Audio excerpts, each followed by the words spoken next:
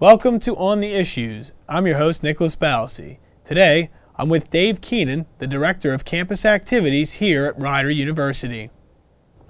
So let's start talking about your career in student affairs and the Office of Campus Life here at Rider. What interested you in this area of work? Oh, geez, you want me to go back quite a ways now.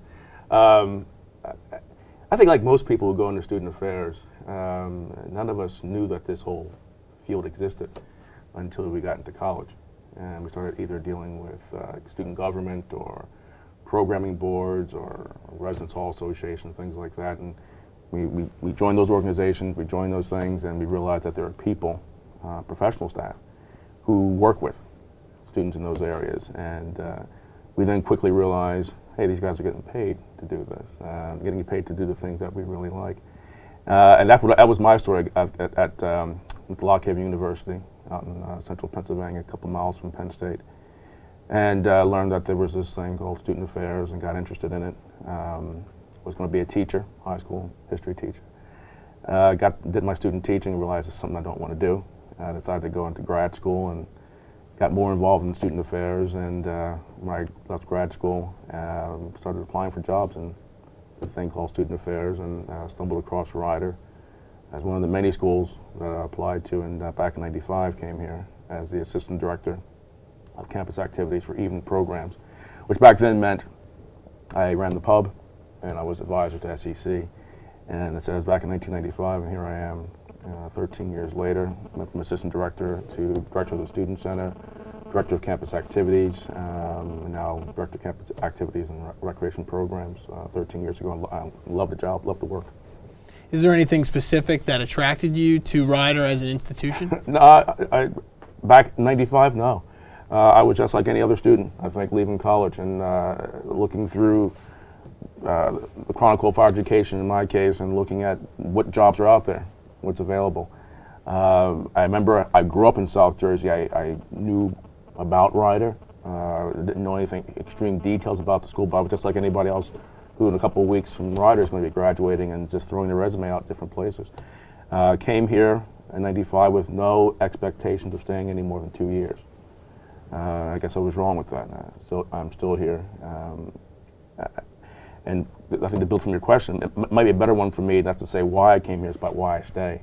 Okay. And I think the reason I stay is because it's a great institution, great students, great people to work with.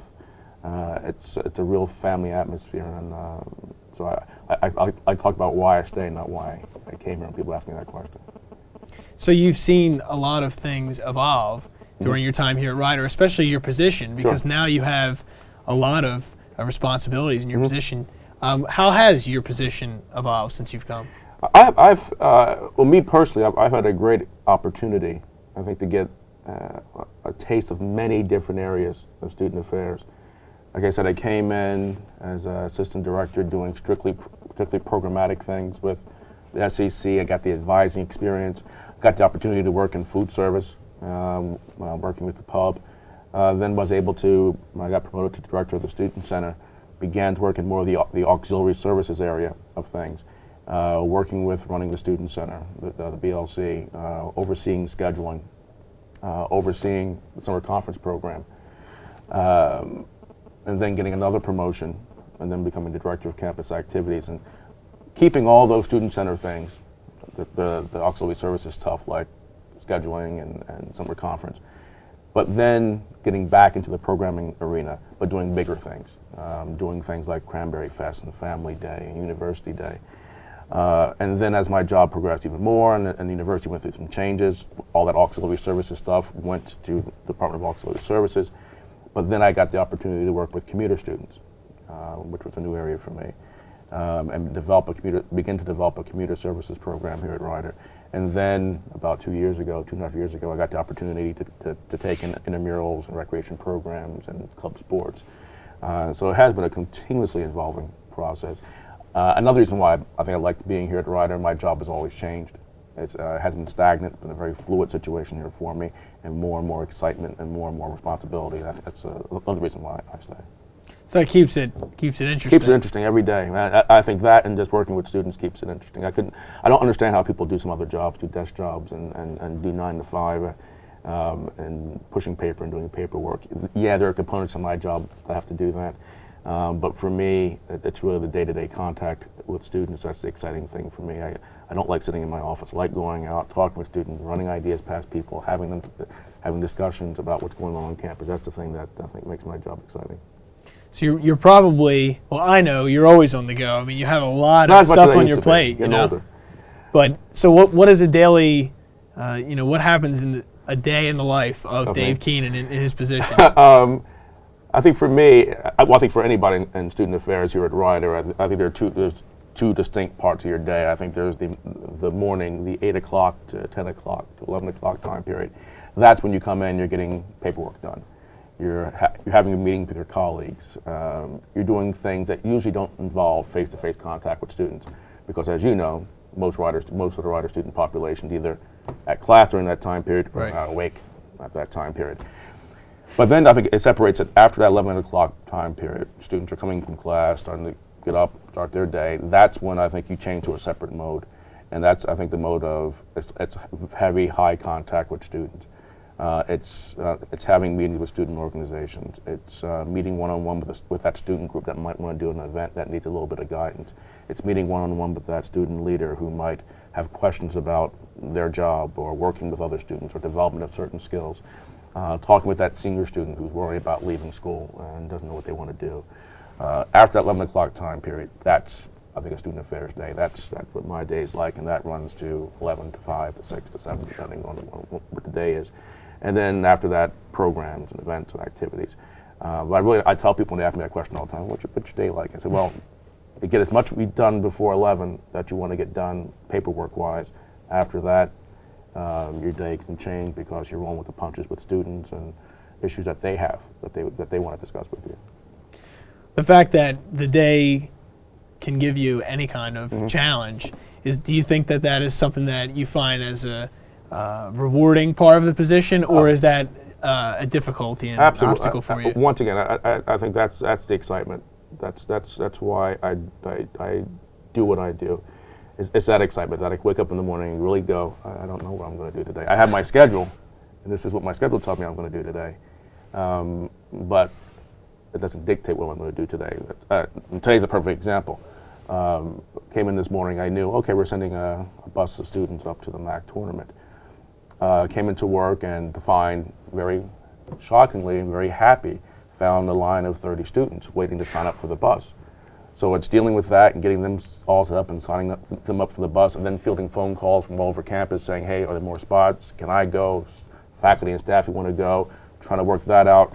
Calling up to Albany, making sure we have enough tickets, talk to athletics up there, make sure the bus company is coming in, making sure that's set up, getting our chaperone set up for the tournament, and then also finding out another wonderful, exciting thing of the student initiative to have an event tonight in the SRC for those students who can't go to the game.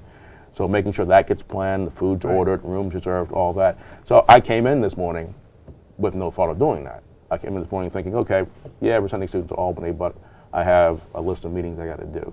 I probably had up to 8 meetings I had today. I might have had 2. The rest were postponed because I was doing with the MAC tournament. I left today feeling, wow, that was great. That's exciting. Something was accomplished. Something that deals with school spirit and school pride. Yeah, it wasn't what was on the agenda, but I'll take that any day. Are there any other challenges that you face on a daily basis that you could highlight?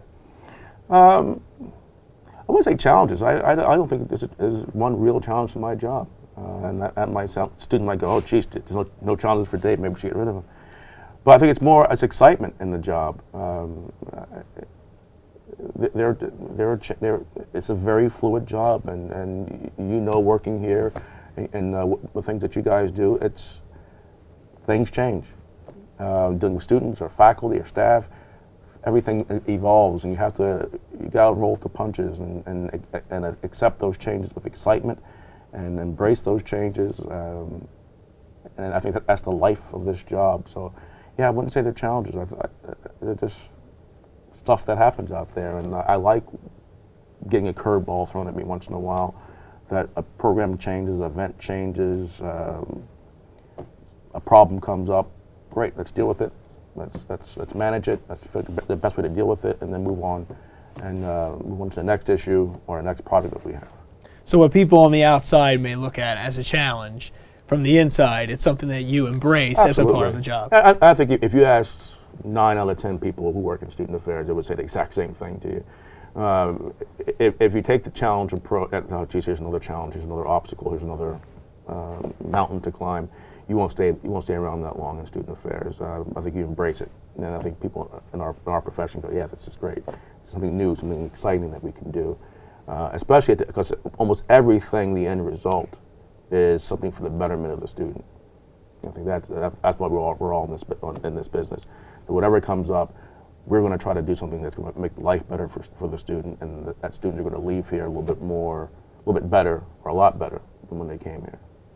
Could you describe some of your involvement in the logistics of planning events? When I first got here, it was more frontline type of grunt work. Now, I think as I've moved up and become the director of campus activities, a lot of my work is the higher level planning and a lot of delegation. We have great people who work for me in campus activities and campus life, and even better, students that I work with. And really over the past couple of years, my job has been seeing the bigger picture, developing the bigger picture, and then working with students and working with people in the campus life staff and in student affairs, and getting their input, and then delegating work out, and then having folks report back. So it's a real team approach, and that's, I think, the most productive, I won't say most productive way, but probably the best way to work in my mind, because what it does is it takes programming and makes it an educational experience. It's of no value if we do a Cranberry Fest or a University Day or a family weekend, and it's fun and exciting and it's great, but students don't learn anything from it. What we need to do is have good events and good programming, but also educational opportunities for students.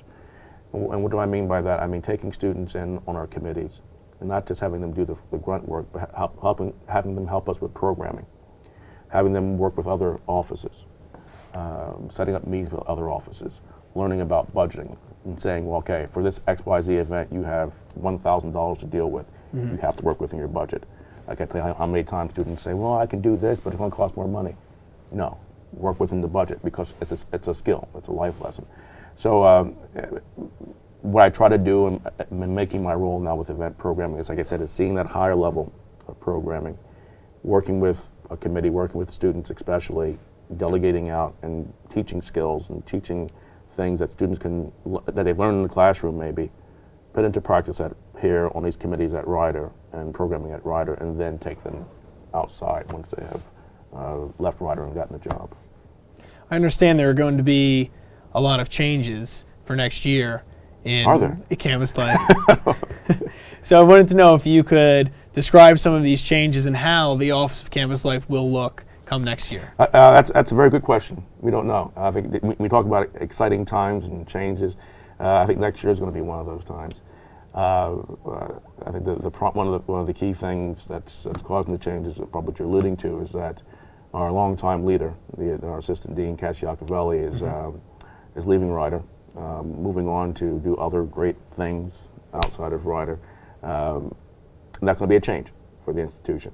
And that's a change that we as a division are working on with the institution and figuring out how will campus life look after Cassie's departure.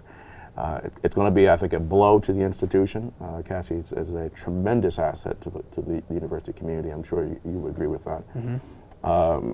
Has been a tremendous asset for some 20-some odd years, and developing programs and initiatives that have impacted the university and students for the past almost 30 years. But with that said, I think we have to look at there's also opportunities as we move ahead as an institution, and I think over the next couple of weeks and months, you're going to see how that's going to pan out. We're working on it as a division, and we'll see what the future is going to hold for us. And they also added a new position with the co-director of campus activities, Nick Barbati. Yeah, well, Nick is it's an interim position. Mm-hmm. It's a one-year appointment that he received. He's the coordinator of campus activities. That's right, coordinator. Yeah.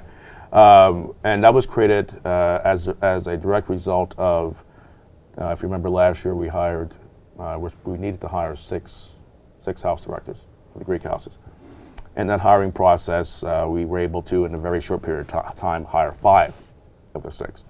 We needed the 1 extra house director. So as a stopgap measure, a 1-year measure, we took the assistant director for campus activities program, Diana Claus, and she agreed to serve as the final house director. So she was splitting her time up.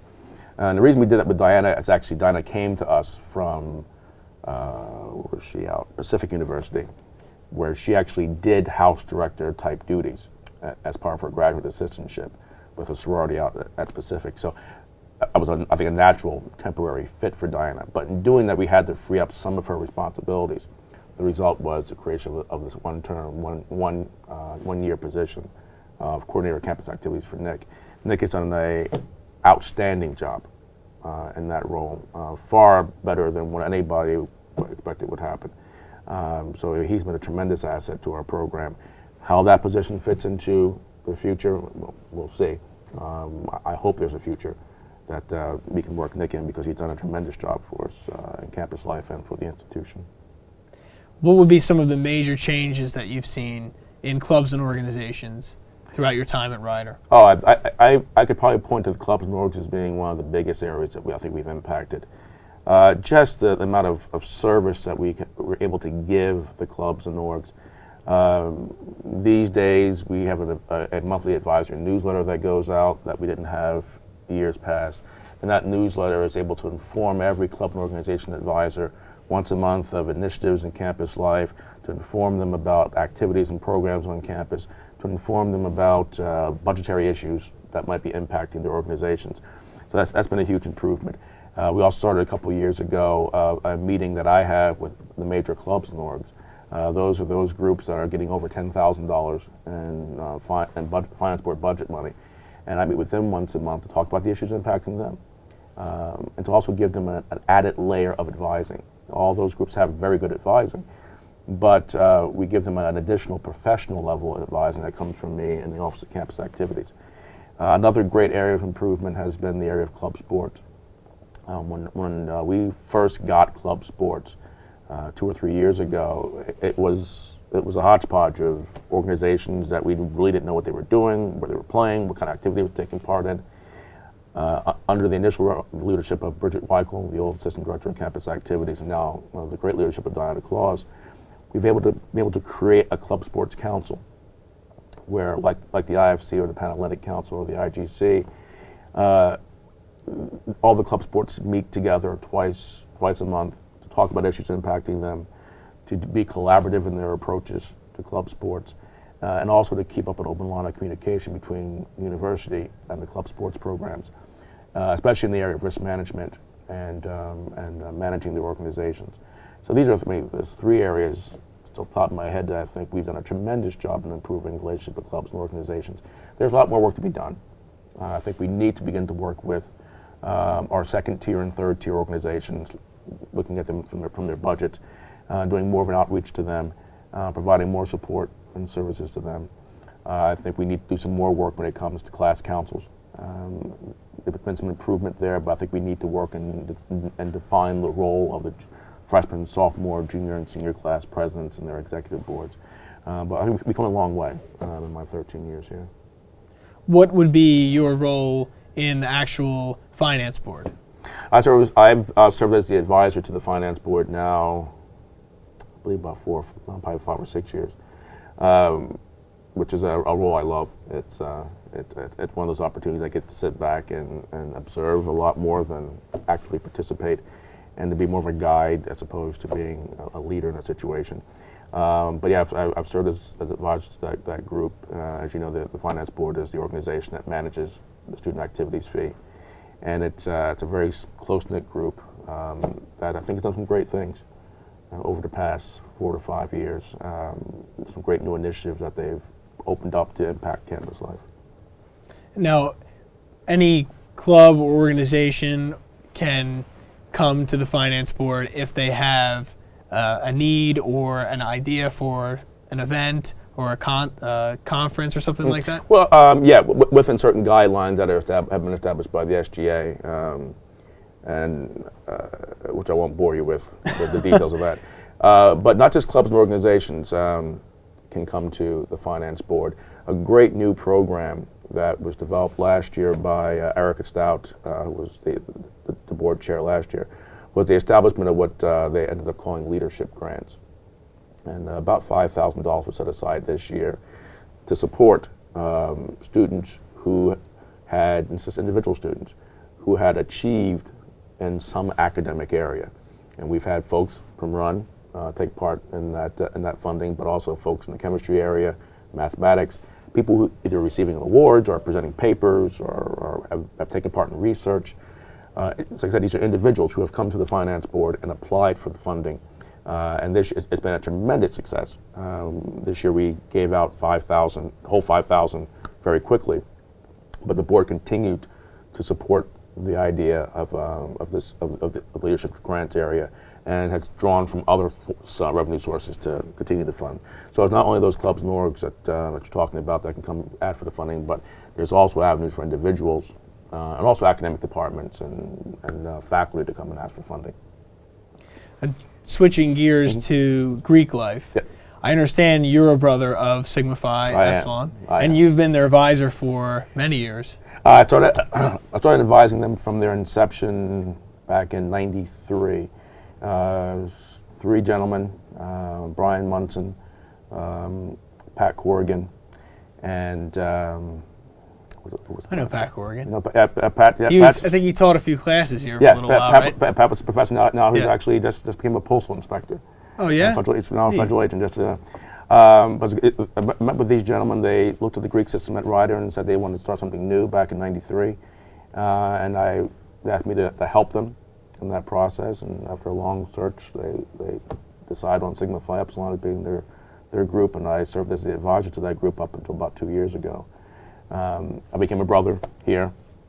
There's about 5 or 6 of us who received the honorary brother status over the past 10 years or so the group has been here.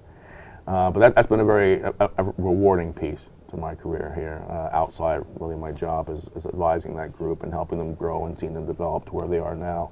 When I first got here as a new kid on the block to now having the housing and being a very influential fraternity on campus. But a couple of years ago, I knew I'd been advisor for 10 years. So it's probably time for me to step aside and let some younger guys take part. But I still work with the group on their alumni board and some of their fundraising areas. And what do you think the future holds for Greek organizations on campus? I think it's an exciting future. I think Greek organizations have worked very hard over the past couple months in the new climate that we're in to adjust and to grow with the institution. So I think that the future is very, very bright if they so choose to latch on to it. There are a lot of great members of organizations. The missions of these organizations are tremendous. The ball's in their court that they want to continue to grow and develop with the institution. Like I said, some great work has been done so far. And I commend also the leadership of these organizations, the presidents, the house managers who've done a great job in getting folks to buy in, members of the organization to buy into what's going on, to buy into the changes, and to buy into what Greek life is really about. And I also give a lot of credit to our house directors who have come in. Those six folks they walked into a very tough situation, and they've done a great job in, like I said, getting people to rally around what the real ideas of Greek life are. And like I said, I think there's been some great progress, some great work. I think the future is good for the groups too, if they continue to choose to embrace and to buy in to the changes of the institution and the changes to Greek life, I think, nationally that we face. And there are some challenges nationally, not just at Rider, that affect the Greek organizations. Yeah, I mean the challenges are great. If you look at the stereotypes that are put out there, I always laugh when you look at television and you look at the portrayal of college in general and what people portray college as being. and they find it funny, and they laugh, and oh, yeah, there's the animal house behavior and all of that. Yet we turn around and then there's condemning of institutions of higher education. And what are you doing to improve certain areas? Well, I think you got to take a look at the portrayals in the media and look at what groups have to overcome, what people want to make them, and that's not just fraternities. I think that's college life in general, university life in general. But yeah, I think that's what these organizations are fighting against. They're fighting against these images in the media that are placed out there about them, and they're fighting the trends that you said that face the nation in higher education, that face the social trends that we are facing as a nation in higher education. So it's a tough fight. It's a tough fight to fight both of those realities and also to fight the perceptions the media has of it. And are there any advice that you have for students trying to deal with these issues at their actual institutions? I mean, Greek issues or in general? Some of the challenges that you were just talking about that they face. In general, campuses right. in general. It's a tough life transfer. I mean, I went through it. I mean, and you've gone through it. I know how tough it was to be independent, to leave home and being with mom and dad and there every day and guiding you through your life, no matter how independent you thought you might have been. And then you're thrown out and put into this world where you have all the freedoms that you want. I think the best advice is to learn to use your resources to help you cope with the freedom of life that you get at the college level. There's lots of freedoms out there in college, but there's also at colleges now lots of resources that you can go to and get advice and seek help and seek guidance. Not the same as your parents, but there's still some good things out there that folks can go to and get that help and assistance from. At the end of the day, I think it's using good, sound, common sense. We all have it, no matter what people might think. We all do have it, and when you're in situations that aren't good situations, when you put yourself in situations that aren't good. And you got to listen to that. I think the little voice that you have in your head, that common sense, that's there. So I think it's listen to that common sense and use your resources around you. You do those things, I'm almost willing to bet you're going to be successful at college, and you're going to be safe at college. And last but not least, let's talk about student participation in clubs and organizations on campus.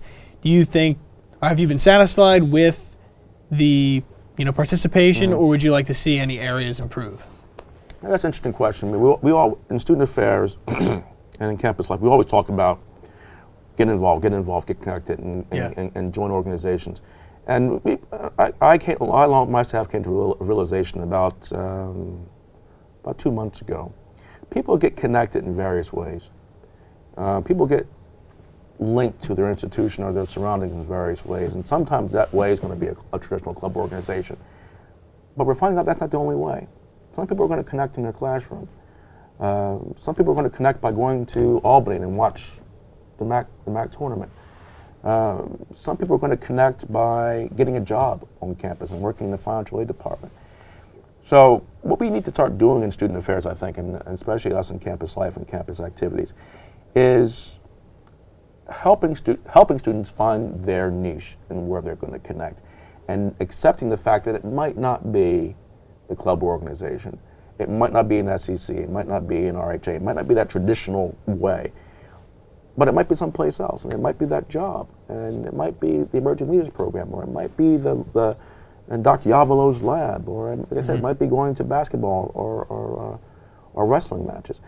So we need to, I think, focus more on that these days, and not focus so much on driving home, you got to join a club, because that might not be for everybody. So that's the mindset. So we ask about, are we satisfied? I think so. We would always like to see more, but I think we need to take a look at this whole thing of connection and involvement and a sense of belonging to the institution in a much different way. The tough part about that situation is that you might have a student who maybe doesn't know how to get involved exactly in a club, or is a little timid, is not sure. Right. So how do you kind of walk that fine line and reach out to that student? Well, I think that's the key thing. I think that's the issue. It's reaching out, and then finding where that student needs to go. I think what we just do in the past is you reached out and you pulled the club and organizations list out and you said to the student, what do you like here? I think that club and organization list, let's keep it here for a little bit. Let's get to know the student and let's find where they want to get connected. If Nick Balzay wants to get involved in a TV station, okay, look, this is what you need to do. Right. But Nick might come and say, I came to Rider and I really like the idea of athletics and sports, and I like college sports. Oh, really? But okay, let me pull the schedule out of games. Let me pull out Karen Torsh's telephone number. Maybe you need to call Karen. You can become part of the events management crew and be in that atmosphere. That we got to do more of, not just, I think, like establishing a connection. Right. And if you think back Gotcha. what we were doing at the beginning of this academic year, the big thing was campus connections. And I think that's what's important here. It's not just about the club and organization membership. I think it's finding that connection, making me sitting down or someone else in my office, someone in student affairs, sitting down with that new student and saying, getting to know that person and finding out where can we connect them. Cassie Alcavelli's Emerging Leaders Program is a perfect example of that, where people come in a smaller group, work with her, meet with her over a 3-month time period, and then at the end, what's her job? Finding where to connect them, where to put them in. And that could be in a job, that could be as an RA, that could be as a BOC manager, that could be as freshman class president, but it's somewhere. So establishing that connection, that's exactly, we need to do more of that, not just worry about the club and organization membership. All right. Well, Dave, I want to thank you for coming on the show and thank you. Giving students insight into the Office of Campus Life and your position. It's a pleasure of mine. Thanks. That's all the time we have for our show today. Keep in mind that the Rider University Network is sponsoring a Cell Phone for Soldiers drive. So if you have any old cell phones that you would like to get rid of, come by the second floor of Fine Arts to the TV studio and drop them off for our soldiers fighting overseas. I'm Nicholas Balsi, and thanks for watching.